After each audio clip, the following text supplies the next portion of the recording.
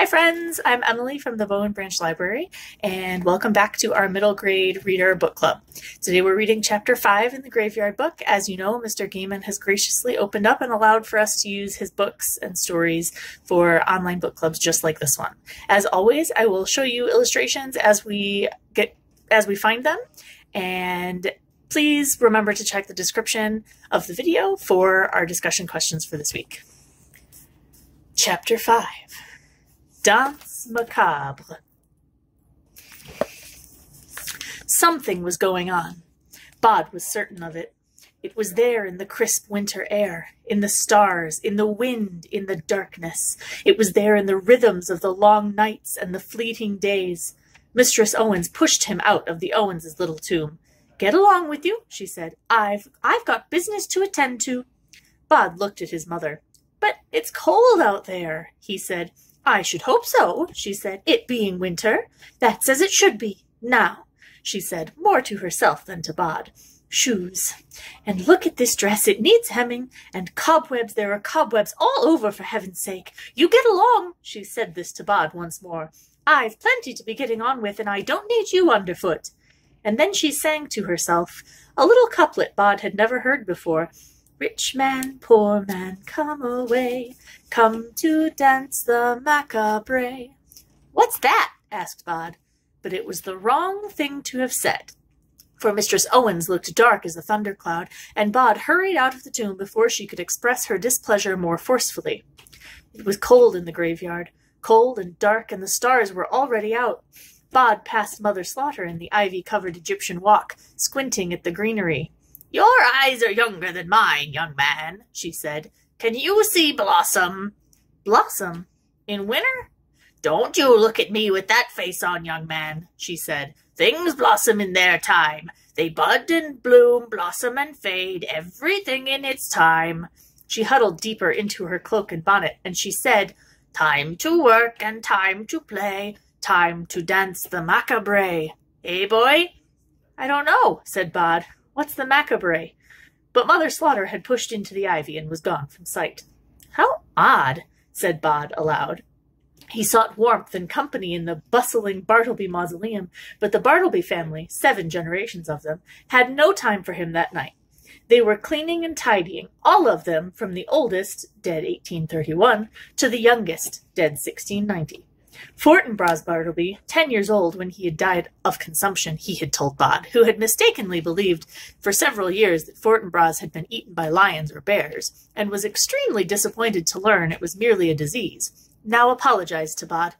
"We cannot stop to play, Master Bod, for soon enough tomorrow night comes. And how often can a man say that?" "Every night," said Bod. "Tomorrow night always comes." "Not this one," said Fortinbras. "Not once in a blue moon or a month of Sundays." "It's not Guy Fawkes night," said Bod, "or Halloween. It's not Christmas or New Year's Day." Fortinbras smiled, a huge smile that filled his pie-shaped freckly face with joy. "None of them," he said. "This one's special." "What's it called?" asked Bod. "What happens tomorrow?" "It's the best day," said Fortinbras. And Bod was certain he would have continued, but his grandmother, Louisa Bartleby, who was only 20, called him over to her and said something sharply in his ear. "Nothing," said Fortinbras. Then, to Bod, "Sorry, I have to work now," and he took a rag and began to buff the side of his dusty coffin with it. "La la la oomp," he sang. "La la la oomp," and with each oomp he would do a wild whole-body flourish with his rag. "Aren't you going to sing that song?" "What song?" "The one everybody's singing." "No time for that," said Fortinbras. "It's tomorrow after all." "No time," said Louisa, who had died in childbirth, giving birth to twins. "Be about your business." And in her sweet, clear voice she sang, "One and all will hear and stay, come and dance the Macabray." Bod walked down to the crumbling little church. He slipped between the stones and into the crypt, where he sat and waited for Silas to return. He was cold, true, but the cold did not bother Bod, not really. The graveyard embraced him, and the dead do not mind the cold. His guardian returned in the small hours of the morning. He had a large plastic bag with him. "What's in there?" "Clothes. For you. Try them on." Silas produced a gray sweater the color of Bod's winding sheet, a pair of jeans, underwear, and shoes, pale green sneakers. What are they for? You mean apart from wearing? Well, firstly, I think you're old enough. What are you, 10 years old now? And normal living people clothes are wise. You'll have to wear them one day, so why not pick up the habit right now? And they could also be camouflage. What's camouflage? When something looks enough like something else that people watching don't know what it is they're looking at.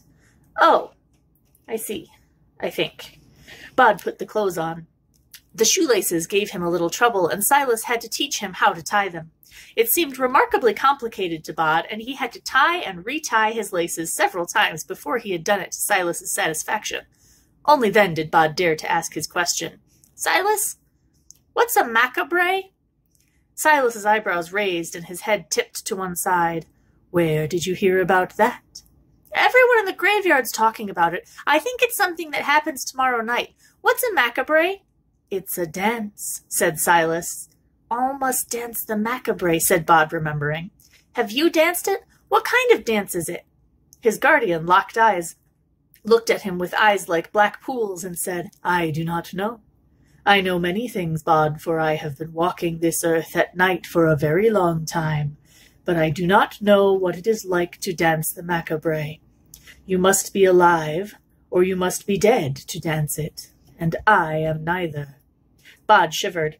He wanted to embrace his guardian, to hold him and tell him that he would never desert him, but the action was unthinkable. He could no more hug Silas than he could hold a moonbeam, not because his guardian was insubstantial, but because it would be wrong.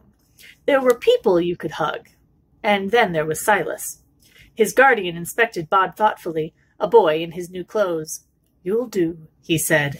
Now you look like you've lived outside the graveyard all your life. Bod smiled proudly. Then the smile stopped, and he looked grave once again. He said, But you'll always be here, Silas, won't you? And I won't ever have to leave if I don't want to? Everything in its season, said Silas, and he said no more that night. Bod woke early the next day when the sun was a sliver coin high in the gray winter sky. It was too easy to sleep through the hours of daylight, to spend all his winter in one long night and never see the sun, and so each night before he slept, he would promise himself that he would wake in the daylight and leave the Owens' cozy tomb. There was a strange scent in the air, sharp and floral.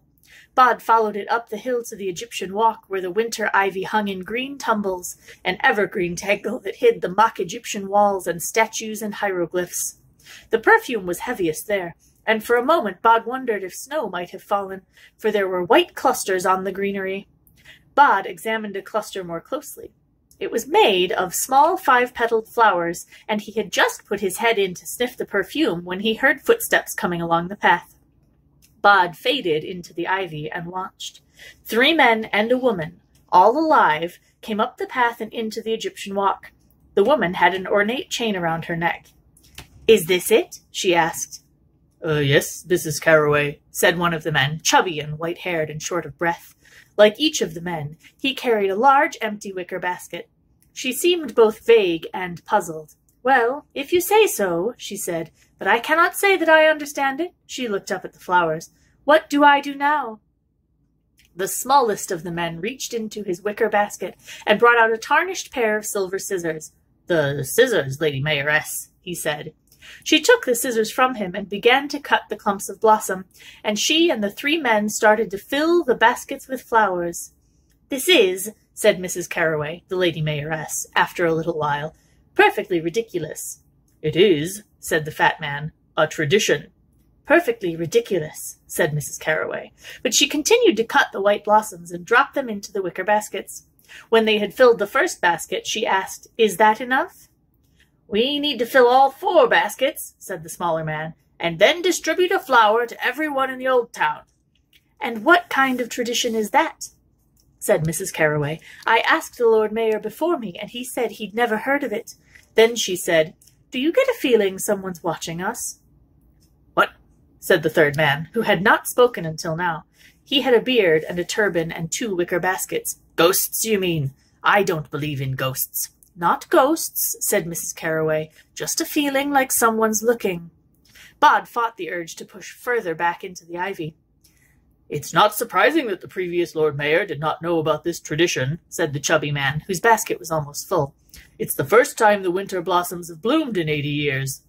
The man with the beard and the turban, who did not believe in ghosts, was looking around him nervously. "Everyone in the old town gets a flower," said the small man, "man, woman, and child."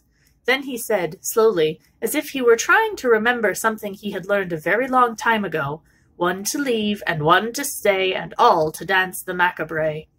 Mrs. Carroway sniffed. "Stuff and nonsense," she said, and kept on snipping the blossoms. Dusk fell early in the afternoon, and it was night by 4:30. Bod wandered the paths of the graveyard looking for someone to talk to, but there was no one about. He walked down to the potter's field to see if Liza Hempstock was about, but found no one there. He went back to the Owens' tomb, but found it also deserted. Neither his father nor Mistress Owens was anywhere to be seen. Panic started then. A low-level panic. It was the first time in his 10 years that Bod could remember feeling abandoned in the place he had always thought of as his home. He ran down the hill to the old chapel, where he waited for Silas. Silas did not come. "Perhaps I missed him," thought Bod, but he did not believe this. He walked up the hill to the very top and looked out. The stars hung in the chilly sky, while the patterned lights of the city spread below him, street lights and car headlights and things in motion. He walked slowly down from the hill until he reached the graveyard's main gates, and he stopped there. He could hear music. Bod had listened to all kinds of music, the sweet chimes of the ice cream van, the songs that played on workmen's toy wheels, the tunes that Clarity Jake played the dead on his dusty fiddle, but he had never heard anything like this before. A series of deep swells, like the music at the beginning of something, a prelude perhaps, or an overture. He slipped through the locked gates, walked down the hill and into the old town. He passed the Lady Mayoress standing on a corner, and as he watched, she reached out and pinned a little white flower to the lapel of a passing businessman. "I don't make charitable donations," said the man. "I leave that to the office." "It's not for charity," said Mrs. Carroway. "It's a local tradition." "Ah," he said, and he pushed his chest out, displaying the little white flower to the world, and walked off proud as Punch. A young woman pushing a baby buggy was the next to go past. "What's it for?" she asked suspiciously, as the mayoress approached. "One for you and one for the little one," said the mayoress. She pinned the flower to the young woman's winter coat. She stuck the flower for the baby to its coat with tape. "But what's it for?" asked the young woman. "It's an old town thing," said the Lady Mayoress vaguely. "Some sort of tradition." Bod walked on. Everywhere he went he saw people wearing the white flowers. On the other street corners he passed the men who had been with the Lady Mayoress, each man with a basket handing out the white flowers. Not everyone took a flower, but most people did. The music was still playing, somewhere, at the edge of perception, solemn and strange. Bod cocked his head to one side, trying to locate where it was coming from, without success. It was in the air and all around. It was playing in the flapping of flags and awnings, in the rumble of distant traffic, the click of heels on the dry paving stones. And there was an oddness, thought Bod, as he watched the people heading home. They were walking in time to the music. The man with the beard and the turban was almost out of flowers. Bod walked over to him. "Excuse me," said Bod. The man started. "I did not see you," he said accusingly. "Sorry," said Bod. "Can I have a flower as well?" The man with the turban looked at Bod with suspicion. "Do you live around here?" he asked. "Oh, yes," said Bod. The man passed Bod a white flower. Bod took it, then said, "Ow!" as something stabbed into the base of his thumb. "You pin it to your coat," said the man. "Watch out for the pin." A bead of crimson was coming up on Bod's thumb. He sucked at it while the man pinned the flower to Bod's sweater. "I've never seen you around here before," he told Bod. "I live here all right," said Bod. "What are the flowers for?" "It was a tradition in the old town," said the man, "before the city grew up before it. When the winter flowers bloom in the graveyard on the hill, they are cut and given out to everybody, man or woman, young or old, rich or poor." The music was louder now. Bod wondered if he could hear it better because he was wearing the flower. He could make out a beat like distant drums, and a skirling, hesitant melody that made him want to pick up his heels and march in time to the sound. Bod had never walked anywhere as a sightseer before. He had forgotten the prohibitions on leaving the graveyard, forgotten that tonight in the graveyard on the hill the dead were no longer in their places. All that he thought of was the old town, and he trotted through it down to the municipal gardens in front of the old town hall, which was now a museum and tourist information center, the town hall itself having moved into much more imposing, if newer and duller, offices halfway across the city. There were already people around, wandering the municipal gardens, now in midwinter, little more than a large grassy field with, here and there, some steps, a shrub, a statue. Bod listened to the music, entranced. There were people trickling into the square in ones and twos, in families or alone. He had never seen so many living people at one time. There must have been hundreds of them, all of them breathing, each of them as alive as he was, each with a white flower. Is this what living people do? Thought Bod. But he knew that it was not, that this, whatever it was special. The young woman he had seen earlier pushing a baby buggy stood beside him holding her baby, swaying her head to the music. How long does the music go on for? Bod asked her, but she said nothing, just swayed and smiled. Bod did not think she smiled much normally, and only when he was certain that she had not heard him, that he had faded or was simply not someone she cared enough about to listen to, she said, "Blimmin' heck, it's like Christmases." She said it like a woman in a dream, as if she was seeing herself from the outside. In the same, not really there, tone of voice, she said, "Puts me in mind of Gran's sister, Aunt Clara. The night before Christmas we'd go to her, after me and Gran passed away, and she'd play music on her old piano, and she'd sing sometimes, and we'd eat chocolates and nuts, and I can't remember any of the songs she sung, but that music, it's like all of them songs playing at once." The baby seemed asleep with its head on her shoulder, but even the baby was swaying its hands gently in time to the music. And then the music stopped, and there was silence in the square. A muffled silence, like the silence of falling snow. All noise swallowed by the night and the bodies in the square. No one stamping or shuffling, scarcely even breathing. A clock began to strike somewhere close at hand, the chimes of midnight. And they came. They walked down the hill in a slow procession, all stepping gravely, all in time, filling the road 5 abreast. Bod knew them, or knew most of them. In the first row he recognized Mother Slaughter and Josiah Worthington, and the old Earl who had been wounded in the Crusades and came home to die, and Dr. Trefusis, all of them looking solemn and important. There were gasps from the people in the square. Someone began to cry, saying, "Lord, have mercy, it's a judgment on us, that's what it is." Most of the people simply stared, as unsurprised as they would have been if this had happened in a dream. The dead walked on row, until they reached the squares. Josiah Worthington walked up the steps until he reached Mrs. Carroway, the Lady Mayoress. He extended his arm and said, loud enough that the whole square could hear him, "Gracious lady, this I pray, join me in the Macabray." Mrs. Carroway hesitated.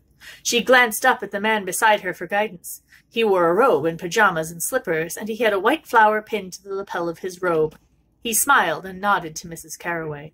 "Of course," Mrs. Carroway said. She reached out a hand.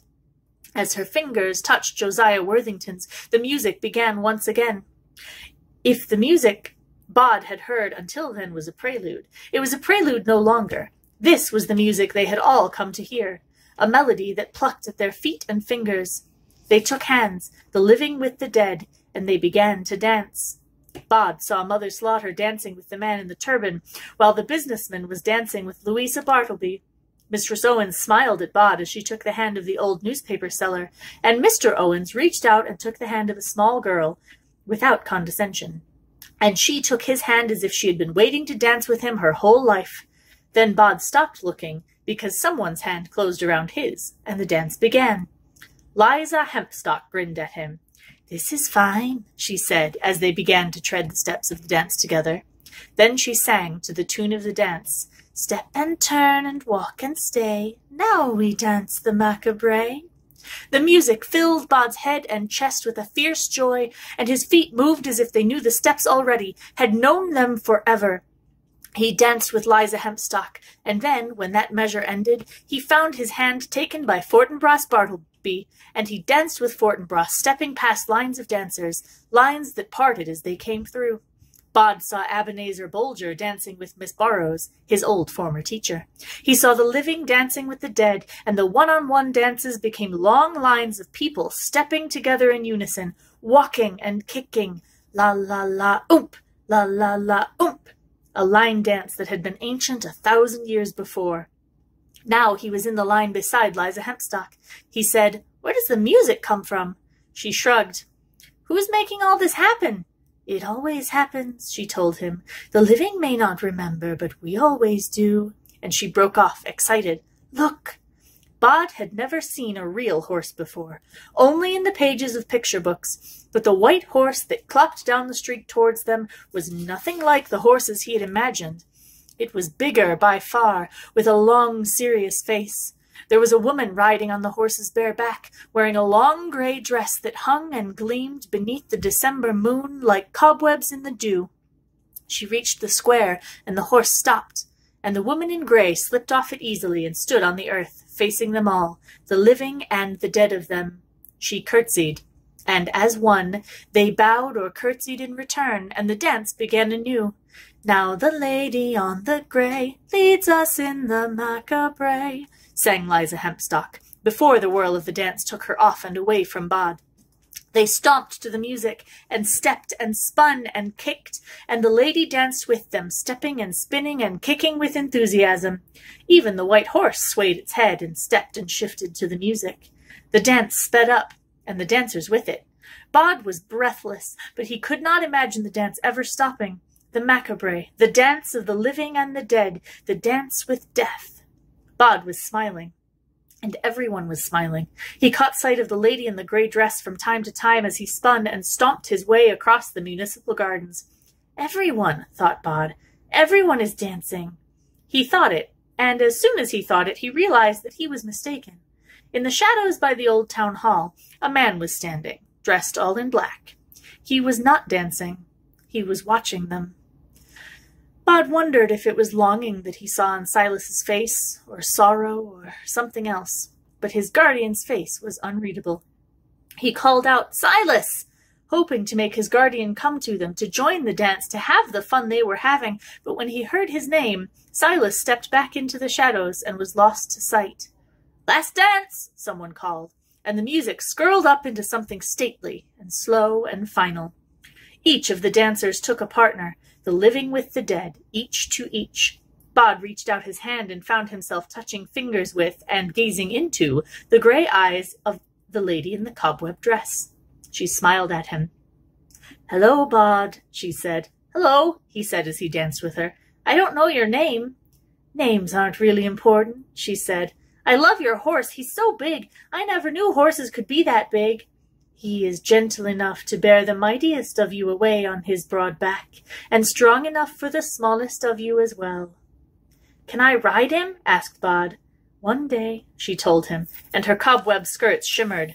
"One day, everybody does." "Promise?" "I promise." And with that, the dance was done. Bod bowed low to his dancing partner, and then, and only then, did he feel exhausted, feel as if he had been dancing for hour after hour. He could feel all his muscles aching and protesting. He was out of breath. A clock somewhere began to strike the hour, and Bod counted along with it. 12 chimes. He wondered if they had been dancing for 12 hours, or 24, or for no time at all. He straightened up and looked around him. The dead had gone, and the lady on the grey. Only the living remained, and they were beginning to make their way home, leaving the town square sleepily, stiffly, like people who had awakened from a deep sleep, walking without truly waking. The town square was covered with tiny white flowers. It looked as if there had been a wedding. Bod woke the next afternoon in the Owens' tomb, feeling like he knew a huge secret, that he had done something important, and was burning to talk about it. When Mistress Owens got up, Bod said, "That was amazing last night." Mistress Owens said, "Oh, yes?" "We danced," said Bod, "all of us down in the old town." "Did we indeed?" said Mistress Owens with a snort. "Dancing, is it? And you know you aren't allowed down into the town." Bod knew better than even to try to talk to his mother when she was in this kind of mood. He slipped out of the tomb and into the gathering dusk. He walked up the hill to the black obelisk and Josiah Worthington's stone, where there was a natural amphitheatre, and he could look out at the old town and at the lights of the city around it. Josiah Worthington was standing beside him. Bod said, "You began the dance with the mayor. You danced with her." Josiah Worthington looked at him and said nothing. "You did," said Bod. Josiah Worthington said, "The dead and the living do not mingle, boy. We are no longer part of their world. They are no part of ours. If it happened that we danced the danse macabre with them, the dance of death, then we would not speak of it, and we certainly would not speak of it to the living. But I'm one of you. Not yet, boy. Not for a lifetime." And Bod realized why he had danced as one of the living, and not as one of the crew that had walked down the hill, and he said only, "I see. I think." He went down the hill at a run, a 10-year-old boy in a hurry, going so fast he almost tripped over Digby Pool, 1785 to 1860, as I am, so you shall be. Righting himself by effort of will, and charged down to the old chapel, scared he would miss Silas, that his guardian would already be gone by the time Bod got there. Bod sat down on the bench. There was a movement beside him, although he heard nothing move, and his guardian said, "Good evening, Bod." "You were there last night," said Bod. "Don't try and say you weren't there or something, because I know you were." "Yes," said Silas. "I danced with her, with the lady on the white horse." "Did you?" "You saw it. You watched us, the living and the dead. We were dancing. Why won't anyone talk about it?" "Because there are mysteries. Because there are things that people are forbidden to speak about. Because there are things they do not remember." "But you're speaking about it right now. We're talking about the Macabray." "I have not danced it," said Silas. "You saw it, though." Silas said only, "I don't know what I saw." "I danced with the lady, Silas!" exclaimed Bod. His guardian looked almost heartbroken then, and Bod found himself scared like a child who has woken a sleeping panther, and all Silas said was, "This conversation is at an end." Bod might have said something. There were 100 things he wanted to say, unwise though it might have been to say them, when something distracted his attention, a rustling noise, soft and gentle, and a cold feather touch as something brushed his face. All thoughts of dancing were forgotten then, and his fear was replaced with delight and with awe. It was the 3rd time in his life that he had seen it. "Look, Silas, it's snowing," he said, joy filling his chest and his head, leaving no room for anything else. "It's really snow!" Interlude. The Convocation. A small sign in the hotel lobby announced that the Washington room was taken that night by a private function, although there was no information as to what kind of function this might be. Truthfully, if you were to look at the inhabitants of the Washington room that night, you would have no clearer idea of what was happening, although a rapid glance would tell you that there were no women in there. They were all men, that much was clear, and they sat at round dinner tables, and they were finishing their dessert. There were about 100 of them, all in sober black suits, but the suits were all they had in common. They had white hair, or dark hair, or fair hair, or red hair, or no hair at all. They had friendly faces or unfriendly, helpful or sullen, open or secretive, brutish or sensitive. The majority of them were pink-skinned, but there were black-skinned men and brown-skinned. They were European, African, Indian, Chinese, South American, Filipino, American. They all spoke English when they talked to each other, or to the waiters, but the accents were as diverse as the gentlemen. They came from all across Europe and from all over the world. The men in black suits sat around their tables, while up on a platform, one of their number, a wide, cheery man dressed in a morning suit, as if he had just come from a wedding, was announcing good deeds done. Children from poor places had been taken on exotic holidays. A bus had been bought to take people who needed it on excursions. The man Jack sat in the front center table, beside a dapper man with silver-white hair. They were waiting for coffee. "Time's a-tickin'," said the silver-haired man, "and we're none of us getting any younger." The man Jack said, "I've been thinking.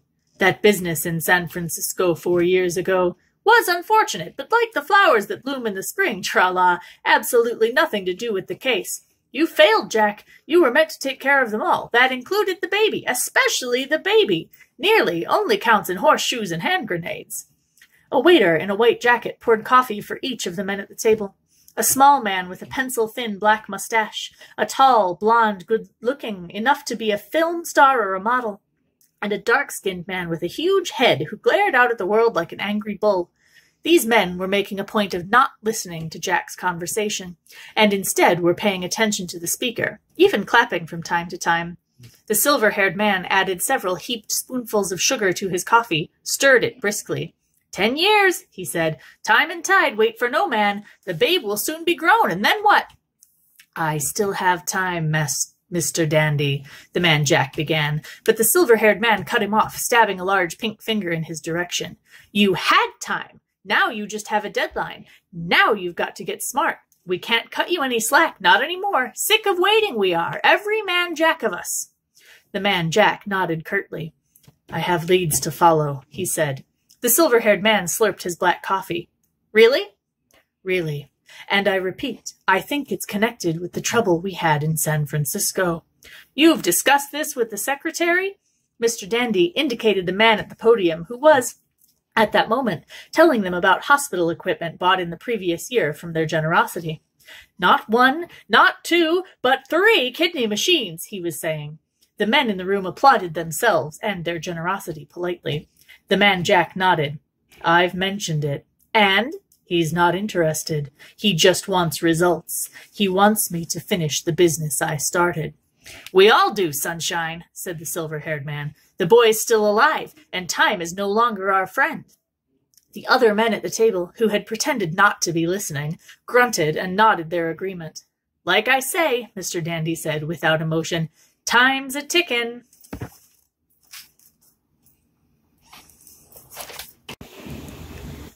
That is the end of Chapter 5 for today. Thank you for joining us. We hope to see you tomorrow, where we're going to read Chapter 6. Don't forget that to check the description box at the bottom of the video. That's where you can answer any of our discussion questions or discuss them with your family. Feel free to post any answers or ask any questions of your own in the comments section. Thank you so much for joining us. We'll see you tomorrow.